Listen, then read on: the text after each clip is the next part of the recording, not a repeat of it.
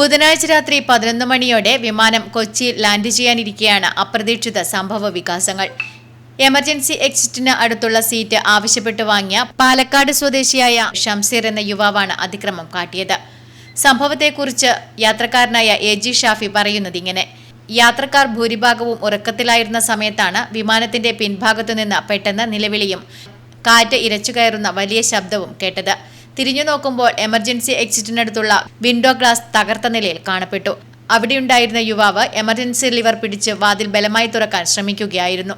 യുവാവിന്റെ നീക്കം ശ്രദ്ധയിൽപ്പെട്ടതോടെ വിമാനത്തിലുണ്ടായിരുന്ന Malaysia KMCC ഭാരവാഹികളായ KP നാസർ ഹാജി, MA റഹീം, ബഷീർ സഖാഫി, N അബ്ദുൽ ലത്തീഫ്, ഷാഫി തൃക്കരിപ്പൂർ തങ്കയം തുടങ്ങിയ പ്രവാസി മലയാളികൾ ഉടനടി ഇടപെടുകയായിരുന്നു. തടയാൻ ശ്രമിച്ച അബ്ദുൽ ലത്തീഫിനെ യുവാവ് മർദ്ദിക്കുകയും ഭീഷണിപ്പെടുത്തുകയും ചെയ്തു. തുടർന്ന് മറ്റ് യാത്രക്കാരും വിമാന ജീവനക്കാരും ചേർന്ന് ബലപ്രയോഗത്തിലൂടെ ഇയാളെ സാഹസികമായി കീഴ്പ്പെടുത്തുകയായിരുന്നു.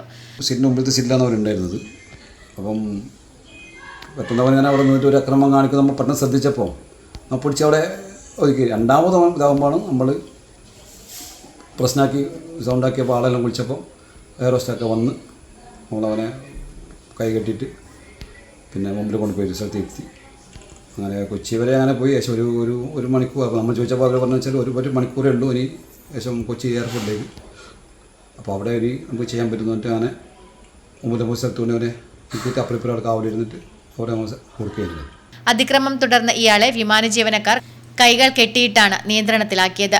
രാത്രി 11:10 വിമാനം കൊച്ചി നെടുമ്പാശ്ശേരി വിമാനത്താവളത്തിൽ സുരക്ഷിതമായി ലാൻഡ് ചെയ്തതോടെയാണ് യാത്രക്കാർക്കും ജീവനക്കാർക്കും ആശ്വാസമായത്. വിമാനം നിരത്തിലിറങ്ങിയ ഉടൻ കേന്ദ്ര വ്യോമസേന സുരക്ഷാ വിഭാഗം കസ്റ്റഡിയിലെടുത്ത പ്രതി ഷംസീറിനെ പിന്നീട് നെടുമ്പാശ്ശേരി പോലീസിന് കൈമാറി. വിമാനത്തിനും യാത്രക്കാർക്കും അപായമുണ്ടാക്കാൻ ശ്രമിച്ചതടക്കമുള്ള വകുപ്പുകൾ ചുമത്തി നെടുമ്പാശ്ശേരി പോലീസ് കേസെടുത്ത് അന്വേഷണം ആരംഭിച്ചിട്ടുണ്ട്. Network news, Trikaripur.